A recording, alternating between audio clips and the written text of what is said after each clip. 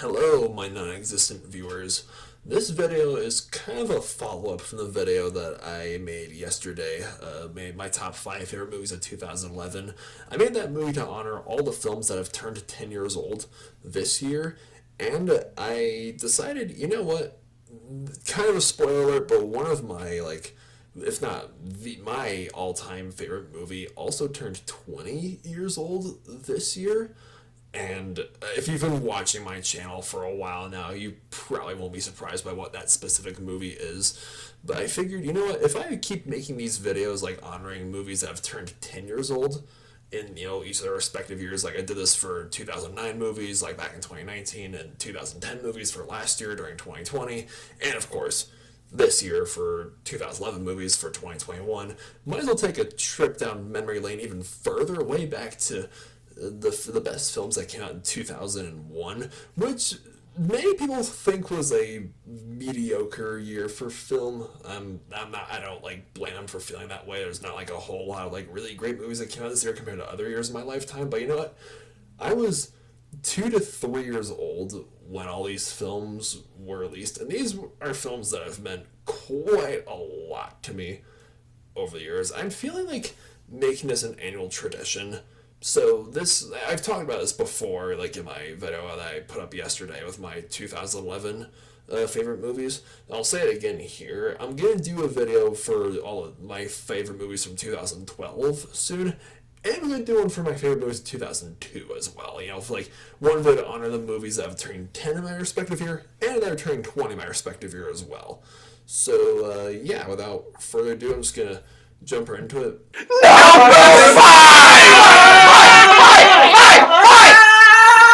My fifth favorite movie of 2001, and you guys have my sister to thank for this one, because if you've been watching my videos for a very, very long time now, my sister and I, right after she graduated high school, we made a video talking about our top 5 favorite movies of all time, and this is my sister's 4th favorite movie of all time, and that is Legally Blonde. This film came out in 2001. I should also preface this video is based purely off of my opinion and from the films I've seen in 2001. Obviously I haven't seen every movie that's come out per year, so I'm just going purely off of what I've watched. And yet, Legally Blonde is just such a creative satire on college life and what we perceive as smart or pretty, or what we deem as stupid or worthy of attention, because Reese Witherspoon plays Elle Woods, and yes, this is kind of a chick flick movie, but I feel like everyone can get a very good laugh at it. This film is so quotable. When she's going off by trying to solve the court case, someone murdering their husband, it's oh, but she was exercising in a gym, and endorphins make you happy. Happy people don't shoot their husbands. And who can possibly forget the whole bend and snap? And this movie kind of reinforced the cliche of the heroine gets dumped at the start of the movie, then she goes on this huge quest to win her ex-boyfriend back, and by the time he wants her back, she doesn't want him back. She's totally moved on. It's this whole movie is just a huge journey about self-acceptance and rising above expectations. I think we all can relate to Elle Woods in the sense where it's we've all have been in an underdog at some point in our lives, where people expect little of us, or people just look at us and just assume that we're stupid, the whole dumb blonde stereotype. Oh my gosh, the whole breakup scene in the beginning of the movie was just legendary. It's you're dumb at me because I'm blonde? Well, it's not entirely true. My boobs are too big. Also, if you watch that scene, you should totally turn on the subtitles, because Elle is just crying and just freaking out in the restaurant, and dickbag ex-boyfriend says to people next to him oh, bad salad. If you turn on the subtitles or just listen very closely, you'll hear one of the bystanders at the restaurant saying, "Oh, I hope we're not eating salad." Oh my gosh, just the dialogue in this movie is just timeless. And my sister has watched it 20 million times, and I'll admit a few of those times I've been with her, because this movie is just a very feel-good movie.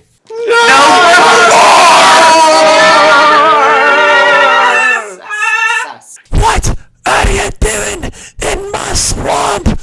I had I've always had an idea of like my top four. I've always known my top one is. More on that later. But as for like 4 through 2, I was very like undecided as to, like which should be at number 4, 3, or 2.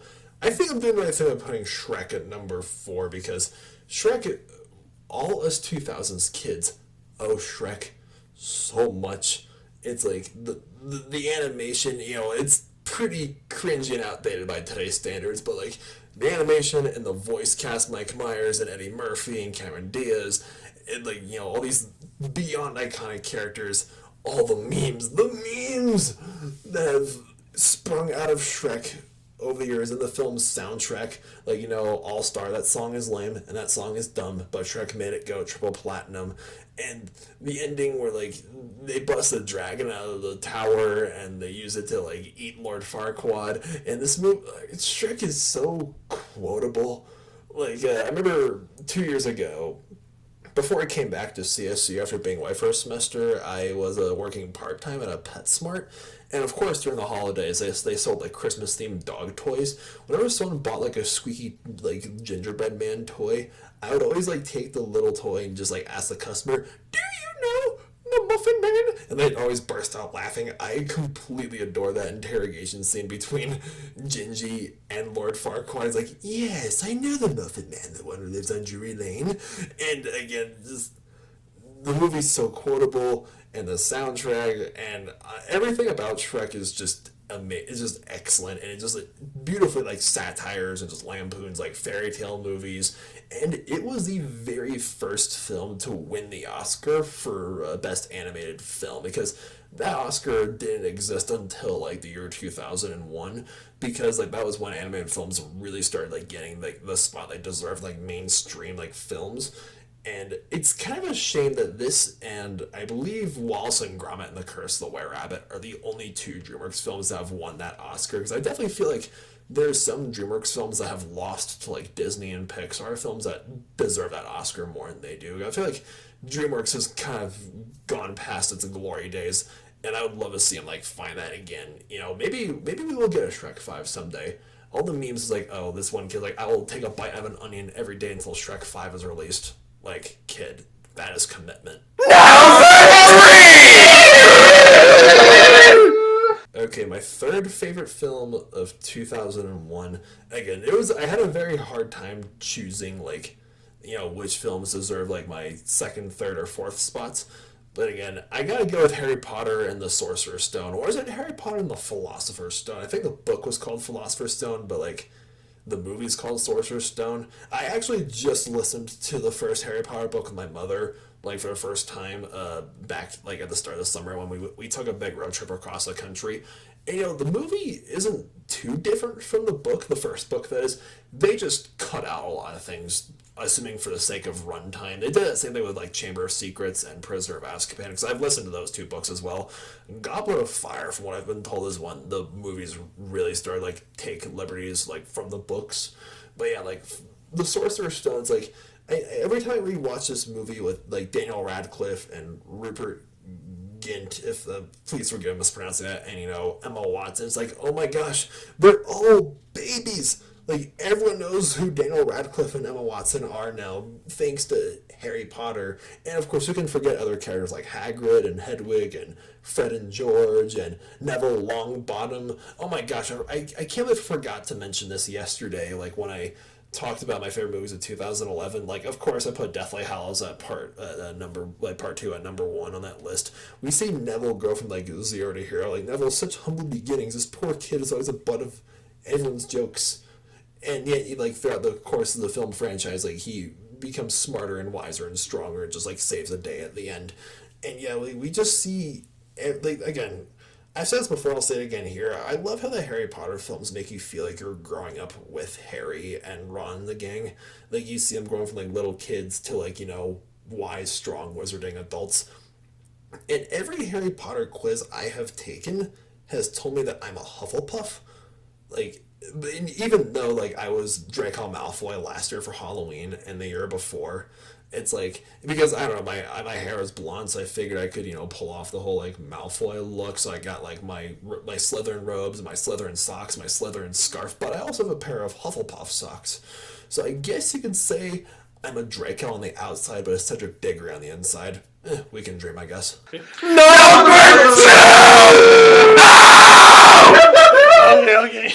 Okay, my second favorite movie of 2001.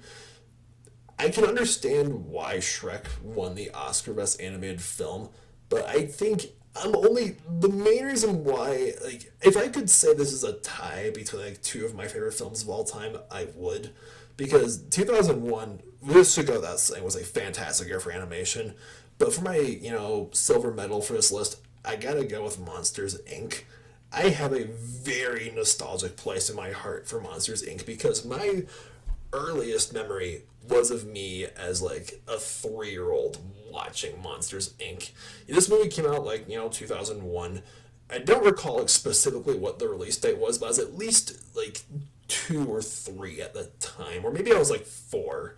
I just remember like being in my living room. It was dark, lights were off. I was with my parents, and I was watching the scene where like Boo is like laughing at Mike Wazowski because Mike Wazowski wants her to laugh, so he like does that thing with his eyeliners, like flicks it, it's like ah, and Boo starts like laughing hysterically, and yeah, that was like, I have no memories earlier than that, and that's like, this film is probably my second favorite Pixar film after Toy Story 3, because again, this is just Pixar at its best. It has a very underrated theme song from Randy Newman called If I Didn't Have You, where it's like, Disney movies have all these love songs, between princes and princesses, and like familial love between, Anna and Elsa. But for once we get a love song about friendship for a Pixar film, like You Got a Friend in Me, and we got that for Monsters Inc. And John Goodman and Billy Crystal did such an amazing job voicing,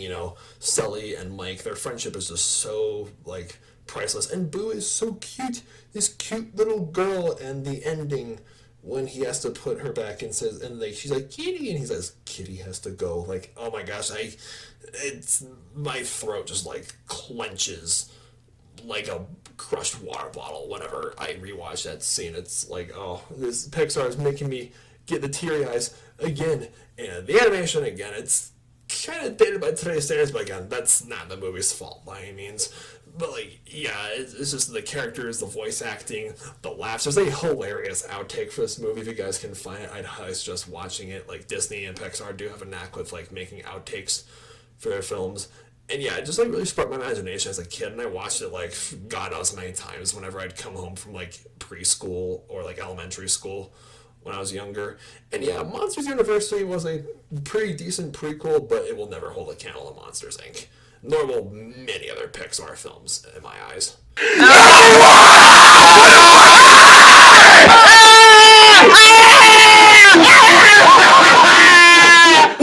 Alright, like I said at the start of this video, my favorite movie of 2001 should really not come as a surprise to anyone who's been watching my videos for, honestly, like, not even a year by now, because you probably know that 2001 spawned my all-time favorite film franchise of all time. And I don't like to view this, like, trilogy as 3 separate movies. I view, it's kind of like Star Wars, the original Star Wars trilogy. I view, like, these 3 movies as, like, the same movie, just in 3 consecutive, like, chapters. And if you guys can't tell, it's The Lord of the Rings, The Fellowship of the Ring. Like, I don't even know where to begin with this film, and I'm so mad that, like, I completely just, like, neglected to check the anniversary for this film, because it turned, like, 20 years old, like, not even 3 weeks ago. Like, I was in the heat of, like, exams and projects, I just graduated from CSU, and I'm gonna, like, see if I can coax my dad into mailing me my Lord of the Rings DVDs to fly out here for Colorado so I can rewatch them again in honor of the 20th anniversary, because I honestly, if I ever decide to make like a classic movie review for Lord of the Rings, it won't even be a review. It's just gonna be a love letter to the whole like Middle Earth franchise, because I owe the Lord of the Rings so much. Like, my friend Joe showed it to me for the first time in middle school, and I was just absolutely enamored by it. The setting, the characters, the action scenes, the score, the lore. That rhymed. I'm a poet. I didn't know it. And just like it struck such a strong chord with me, and it still does to this day. Like, I've said it before, I'll say it again. I have the Lord of the Rings and Harry Potter and other fantasy greats like Skyrim and Pokemon to like thank for inspiring me as a creative person. Like, I just graduated with my degree in English so I can eventually pursue a career and write my own like fantasy series set in its own like fictitious universe. And of course, I'm heavily inspired by Tolkien, though. Like, Tolkien paved the way for modern fantasy, and The Lord of the Rings has shaped pop culture and society so much. Like Frodo, Sam, Gandalf, Legolas, Gimli, Aragorn, the Hobbits, Boromir. Oh my gosh, that's like Sean Bean is like notorious for just like dying in every movie that he's in, and Boromir will never not be his most iconic like death scene. It's like taking all those arrows, man, what a beast! And then just like the action scenes, the orcs and the trolls, Sauron and the score. Howard Shore, that guy is such a genius. Like, I play films, like, I work at a dog daycare, and I play, like, movie music to the dogs I work with quite a bit, so it's always a delight when, like, Lord of the Rings music comes across the Alexa that we have in all our playrooms. And, yeah, I mean, I could honestly talk about Lord of the Rings all night, so I'll conclude it here. Thank you guys for watching this video. I shared this yesterday, and I'll share it again here. I'm planning on doing like a top 9 or top 5 week, like following New Year's Day. I'm gonna make my New Year's Day vlog on a Saturday, January 1st, like I do every year. And the day before that, I'm gonna actually the week before that, on Christmas Day, I'll like make a video asking you guys to ask me questions, and I'll answer your questions on New Year's Eve. This is like what I do every year, like for my YouTube channel. And I'm gonna make probably a tier list of all my favorite movies I've seen this year and the year before, because I didn't do like a top 9 like favorite movies of 2020 list last year because, well, the theaters were closed for most of it. I don't really use streaming services, so I couldn't really watch them in movies last year. But I think I've seen enough movies from both like the past 2 years to make like a tier list. I've been wanting to like experiment with that for a while now, and of course make a few other like top 5 and 9 videos I've been planning. I've honestly been putting off because it's just, this whole year has been very hectic, but I'd be lying if I told you it hasn't been very rewarding. And I'll explain more like in the coming videos.